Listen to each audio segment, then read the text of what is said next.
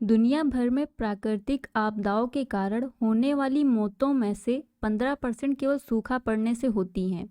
1970 से 2019 तक 6,50,000 मौतें हुई हैं। आइए जानते हैं कि सूखे की घटना क्या होती है। किसी क्षेत्र पर लंबे समय तक बारिश नहीं होती है तो वह सूखे यानी कि ड्रॉट की स्थिति आ जाती है। सूखे की घटना की बात करें तो यह 500 वर्षों में सबसे खतरनाक सूखे की घटना देखी गई है।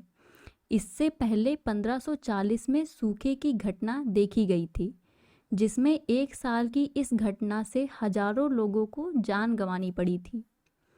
सूखे की घटना की बात करें तो यह 500 वर्षों में सबसे खतरनाक सूखे की घटना देखी गई है। इससे पहले 1540 में सूखे की घटना देखी गई थी, जिसमें एक साल की इस घटना से हजारों लोगों को जान गंवानी पड़ी थी।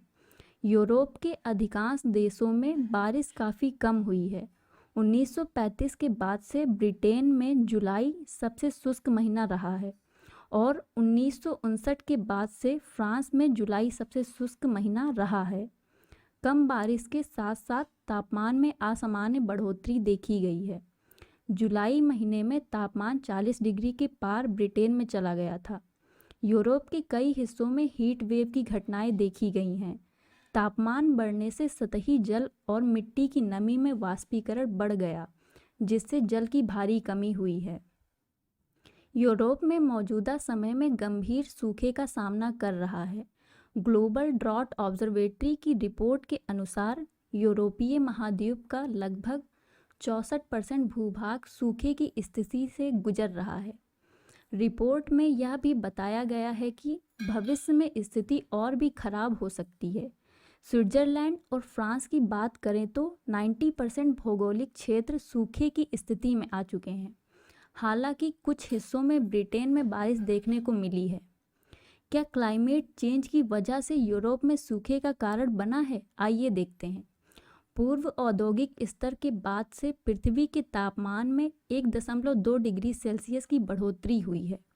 1884 में अब तक के 10 सबसे गर्म वर्ष 21वीं सदी में से ही हैं, जो कि जाहिर तौर पर दर्शाता है कि 21वीं सदी में यूरोप और ब्रिटेन का तापमान लगातार तेजी से बढ़ रहा है, जिसका प्रभाव हमें देखने को मिल रहा है। अब बात करते हैं कि सूखे की वजह से यूरोप में क्या प्रभाव पड़ा है। इटली की सबसे लंबी नदी पो का प्रवाह गिर गया है और जल स्तर सामान्य से 2 मीटर नीचे चला गया है। नवंबर के बाद से इस क्षेत्र में लगातार बारिश नहीं होने से मक्का और रिस्टोटो चावल का उत्पादन बुरी तरह प्रभावित हुआ है।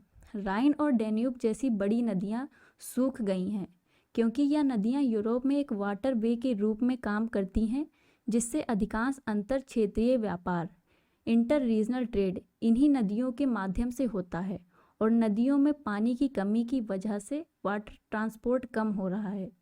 इसके अलावा यूरोप में परमाणु संयंत्रों में रिएक्टरों को ठंडा करने के लिए पानी की आवश्यकता होती है और इसी पानी की कमी से कुछ परमाणु संयंत्रों को बंद किया गया है और साथ ही यूरोप का बिजली उत्पादन भी निगेटिव इम्पैक्ट पड़ा है।